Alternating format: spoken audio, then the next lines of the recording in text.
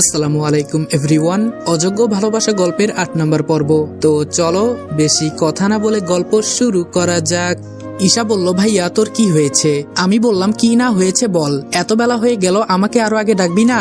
ঈশা বলল, সেই কখন থেকে তোকে ডাকতেছি, তোর তো খোঁজ খবর নাই, তো আমি কি করব বল? আমি বললাম, ধুর, এখন ম্যামকে কি বলবো, আগে তাড়াতাড়ি রেডি হয়ে দৌড় দেই।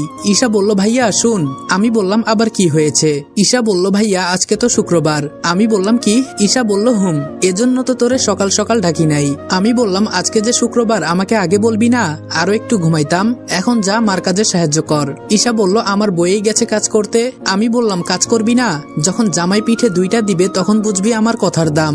ঈশা বলল, আমি বিয়ে বসলে তো কাজ করব। আমি বললাম, ও মা, আমার পাগলি বোন বলে কি? আচ্ছা যা, মার কাজে সাহায্য করতে হবে না, তুই গিয়ে পড়। ঈশা বলল, আমি মারিয়াকে একটা কল দিলাম। মারিয়া বলল, কি রে, এত সকাল সকাল কল দিলি যে, কেউ কি মারা গেছে? আমি বললাম, মরেছে তো। মারিয়া বলল, তা কে মরেছে স্যার? আমি বললাম, মারিয়া নামের এক মেয়ে মারা গেছে। মারিয়া বলল, ফাজলামো করিস আমার সাথে? আমি বললাম, তো কি বলবো শালি? মারিয়া বলল, আমার সাথে তুই রাগ দেখাস শালা? আমি বললাম, তো কি করব, আজকে যে শুক্রবার, এইটা কালকে বলবি না? মারিয়া বলল, দেখ, এই বিষয়টা আমারও মনে নেই। আমি বললাম, আজকে তো সবকিছুই বন্ধ, নাকি তুই গিয়েছিস? মারিয়া বলল, না, শুক্রবারে আমার বন্ধ। আমি বললাম, তাহলে তো আমারও বন্ধ, আমিও যাব না। মারিয়া বলল, তোর কথা আমি বলতে পারবো না। আমি বললাম, তোরে একবার সামনে পাই, পরে দেখিস কি করি। এখন ম্যামের নাম্বারটা দে, তোর সাথে কথা বলে কিচ্ছু হবে না। মারিয়া বলল, নম্বরটা তো দেওয়া যাবে না তোকে?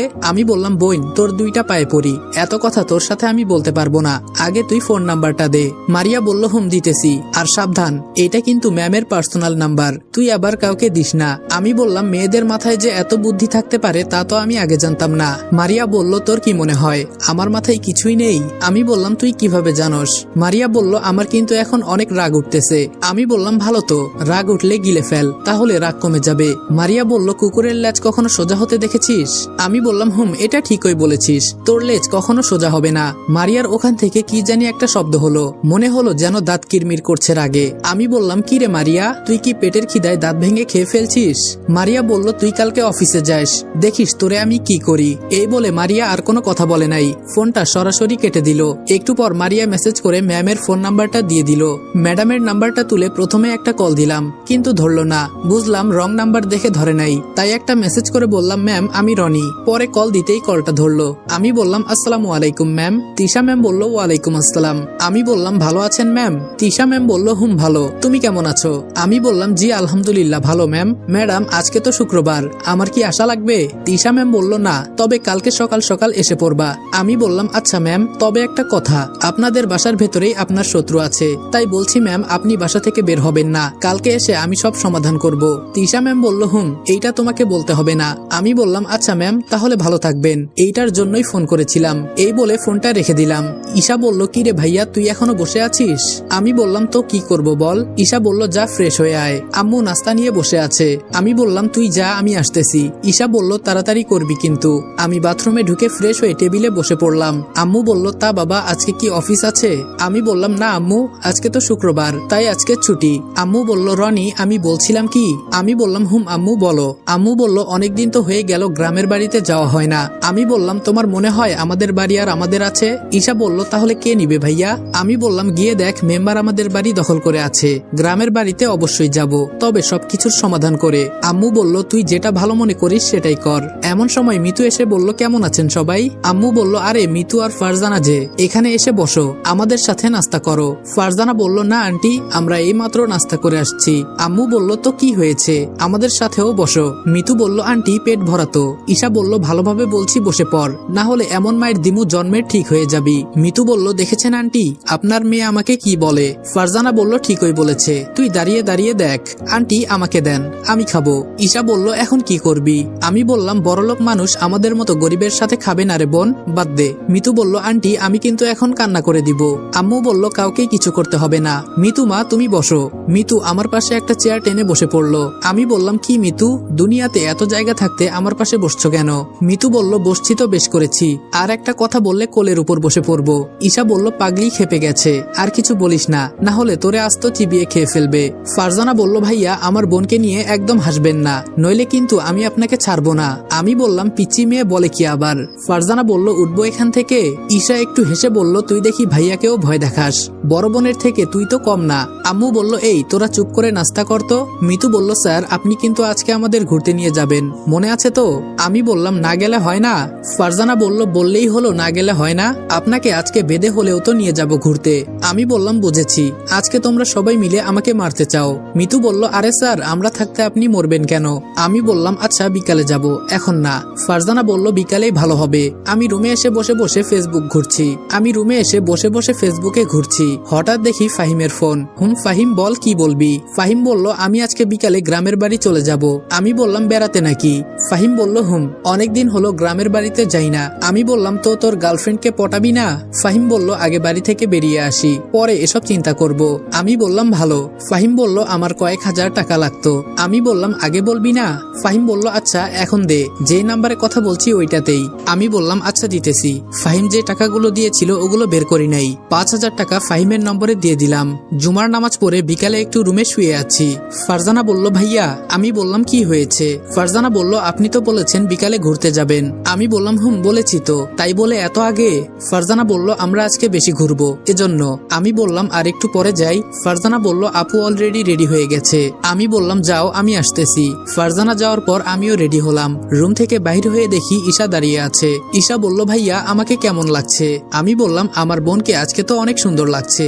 ঈশা বলল ধন্যবাদ ভাইয়া, এখন নিচে চল। নিচে এসে দেখি দুই বোন দাঁড়িয়ে আছে। তবে মিতুকে আজকে অনেক সুন্দর লাগছে, লাল শাড়িতে একেবারে নতুন বউয়ের মতো লাগছে। তবে আমার বউ না, আপনাদের যদি পছন্দ হয় নিয়ে যান। মিতু বলল স্যার আমাকে আজকে কেমন লাগছে? আমি বললাম কাটা চিনো? কাটা, ওই কাটা গাছে যে কালো পেতনিগুলো থাকে না ওইগুলোর মতো লাগছে। মিতু বলল আমি আজকে আপনার সাথে ঘুরতে যাব না, আপনি যান। ঈশা বলল দেখ রাগ করিস না, তোকে অনেক সুন্দর লাগছে।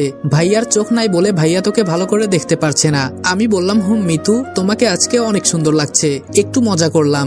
এখন কি দাঁড়িয়ে থাকবা নাকি যাব আমরা? ফারজানা বলল চলেন ভাইয়া চলেন। আমি দুইটা রিক্সা ডাক দিলাম। মিতু আর ঈশা তোরা এক রিক্সায় যা, আমি আর ফারজানা একটাই যাই। মিতু বলল তা হবে না, আমি আপনার সাথে বসে যাব। ঈশা বলল চুপ কর তো তুই, আমার সাথে আয়। এই বলে ঈশা মিতুকে নিয়ে এক রিক্সায় উঠে গেল। আমি আর ফারজানা একটাই উঠলাম। ফারজানা একটু ছোট থাকার কারণে আমার বসতে কোনো অসুবিধা হচ্ছে না। ফারজানা বলল মামা পার্কে নিয়ে চলেন। আমি বললাম পার্কের নামও জানো দেখি, আগে কখনো আসছিলা? ফারজানা বলল ভাইয়া আমি আসছি, তবে বান্ধবীদের সাথে।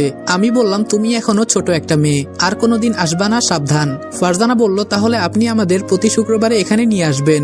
আমি বললাম আমার তো আর খেয়ে দিয়ে কোনো কাজ নাই, তোমাদের আমি ঘুরতে নিয়ে আসবো। ফারজানা বলল আচ্ছা ভাইয়া একটা কথা বলবো? আমি বললাম বলো। ফারজানা বলল আপনার গার্লফ্রেন্ড আছে ভাইয়া? আমি বললাম এসব ফালতু জিনিস আমি রাখি না, এসব করা ভালো না, তুমি জানো না? ফারজানা বলল সব ছেলের দেখি গার্লফ্রেন্ড থাকে। আমি বললাম সবার মতো আমি না, বড় হও তাহলে বুঝতে পারবা। আর তুমি কিন্তু কখনো এসবে জড়াবে না, একদম সাবধান। ফারজানা বলল ছি ছি, আমি তো অনেক ভালো ভাইয়া, আমাকে দেখে কি মনে হয়? আমি বললাম তুমি তো ভালো, একদম তোমার বোনের মতো। ফারজানা বলল আমার বোন তো আপনার প্রেমে। এই বলেই থেমে গেল। আমি বললাম কি বলছো? ফারজানা বলল কিছু না ভাইয়া। অপরদিকে মিতু বলল আজকে স্যারকে প্রপোজ করব, তুই পার্কে নেমে ফারজানাকে নিয়ে দূরে যাবি। ঈশা বলল মিতু তুই এটা করিস না একদম, ভাইয়া কিন্তু পরে আরো রেগে যাবে। মিতু বলল আজকে যা হবার হবে, প্রপোজ আমি করবই। ঈশা বলল আমার কিন্তু ভয় করছে। মিতু বলল প্রপোজ আমি করব, তুই কেন ভয় পাস? ঈশা বলল কারণ ভাইটা যে আমার, ওর যে পরিমাণে রাগ। মিতু বলল ওসব বলে আজকে কোনো লাভ নাই, আজকে যদি কেয়ামত হয়ে যায় তবুও তোর ভাইকে প্রপোজ করবই। ঈশা বলল তুই যা ইচ্ছে কর, আমি তোর সাথে নাই। মিতু বলল তুই শুধু ফারজানাকে নিয়ে একটু দূরে যাস, বাকিটা আমি দেখে নিব। আমি ফারজানাকে বললাম ফারজানা জীবনে চলতে গেলে বড় কিছু করতে হবে, এটা জানো? ফারজানা বলল জি স্যার, আমি ডাক্তার হতে চাই। আমি বললাম মুখে বললে তো হবে না, 24 ঘন্টাই পড়তে হবে, অনেক পরিশ্রম করতে হবে। ফারজানা বলল অবশ্যই স্যার, ইনশাআল্লাহ আমি পারবো। আমি বললাম তোমার জন্য আমি সবসময় দোয়া করি, অনেক বড় হও, আর তুমি ডাক্তার হলে আমি ফ্রিতে চিকিৎসা করাতে পারবো। ফারজানা বলল আমি ফ্রিতে আপনাকে চিকিৎসা করাবো না, আপনার কাছ থেকে ডাবল টাকা নিব। আমি হেসে বললাম আচ্ছা নিও, দোয়া করি তুমি ডাক্তার হও। ফারজানা বলল স্যার আপনি না অনেক ভালো। আমি বললাম কে বলেছে আমি ভালো? ফারজানা বলল না স্যার আপনি অনেক ভালো। এমন ভাবে কথা বলতে বলতে কখন যে পার্কে চলে আসছি বলতে পারি না। দুইটা রিক্সার ভাড়া দিলাম, অবশ্য মিতু দিতে চাইছিল। আমারও তো একটা ইজ্জত আছে নাকি, মাস্টার রেখে স্টুডেন্ট টাকা দিবে, এটা তো হয় না। ফারজানা বলল ভাইয়া ওইদিকে চলেন, ওখানের জায়গাটা খুব সুন্দর। আমি বললাম চলো। সত্যি জায়গাটা অসাধারণ বলতে হবে। সবাই মিলে ওখানে গিয়ে বসলাম। হঠাৎ আমার নজরে পড়লো মিতু আর ঈশা চোখে চোখে কি যেন কথা বলছে। আমি বললাম কি রে ঈশা, তুই আর মিতু চোখে চোখে কি কথা বলিস?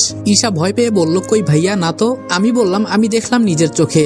আবার বলিস না না তো। মিতু বলল এমনি স্যার কিছু না। আমি বললাম কি মিতু কি চিন্তা করো। মিতু বলল স্যার আমি আপনাকে কিছু বলতে চাই।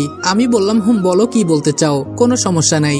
মিতু বলল কিন্তু সবার সামনে না। ঈশা তুই ফারজানাকে নিয়ে একটু সাইডে যা তো। আমি বললাম কেন, ওরা থাক, ওরা থাকলে তো কোনো সমস্যা নেই। মিতু বলল না স্যার এই কথাটা আমার পার্সোনাল। ঈশা বলল ফারজানা চল আমরা ওই দিকে যাই। ফারজানা বলল আপু চলেন। আমি মনে মনে চিন্তা করছি আজকে না জানি কি হয়, এ মেয়ের ভাবসাব ভালো লাগছে না। আমি বললাম বলো কি বলতে চাও। মিতু চোখ বন্ধ করে একটা ফুল সামনে নিয়ে বলতে শুরু করলো। আসসালামু আলাইকুম এভরিওয়ান। অযোগ্য ভালোবাসা গল্পের 8 নম্বর পর্ব এখানে শেষ করলাম। ভিডিওটা ভালো লাগলে লাইক এবং কমেন্ট করে দিও, আর চ্যানেলে নতুন হলে সাবস্ক্রাইব করতে ভুলবে না। তো দেখা হচ্ছে নেক্সট ভিডিওতে। ততক্ষণ ভালো থাকবা, সুস্থ থাকবা, আল্লাহ হাফেজ।